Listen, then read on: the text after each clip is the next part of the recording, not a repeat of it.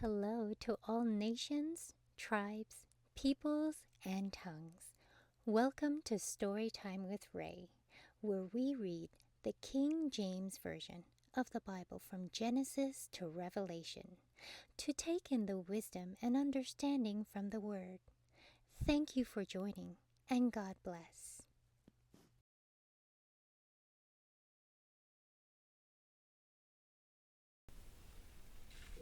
Acts chapter 12.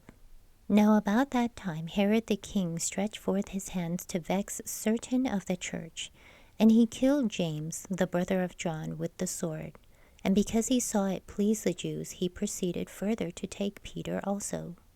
Then were the days of unleavened bread. And when he had apprehended him, he put him in prison and delivered him to 4 quaternions of soldiers to keep him, intending after Easter to bring him forth to the people. Peter therefore was kept in prison, but prayer was made without ceasing of the church unto God for him. And when Herod would have brought him forth, the same night Peter was sleeping between 2 soldiers, bound with 2 chains, and the keepers before the door kept the prison. And behold, the angel of the Lord came upon him, and a light shined in the prison. And he smote Peter on the side and raised him up, saying, Arise up quickly. And his chains fell off from his hands. And the angel said unto him, Gird thyself, and bind on thy sandals. And so he did. And he saith unto him, Cast thy garment about thee, and follow me. And he went out and followed him, and wist not that it was true which was done by the angel, but thought he saw a vision. When they were past the first and the second ward, they came unto the iron gate that leadeth unto the city, which opened to them of his own accord. And they went out and passed on through one street, and forthwith the angel departed from him. And when Peter was come to himself, he said, Now I know of a surety that the Lord hath sent his angel, and hath delivered me out of the hand of Herod, and from all the expectation of the people of the Jews. And when he had considered the thing, he came to the house of Mary, the mother of John, whose surname was Mark, where many were gathered together praying. And as Peter knocked at the door of the gate, a damsel came to hearken, named Rhoda. And when she knew Peter's voice, she opened not the gate for gladness, but ran in, and told how Peter stood before the gate. And they said unto her, Thou art mad. But she constantly affirmed that it was even so. Then said they, It is his angel. But Peter continued knocking.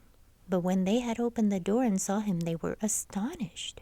But he, beckoning unto them with the hand to hold their peace, declared unto them how the Lord had brought him out of prison.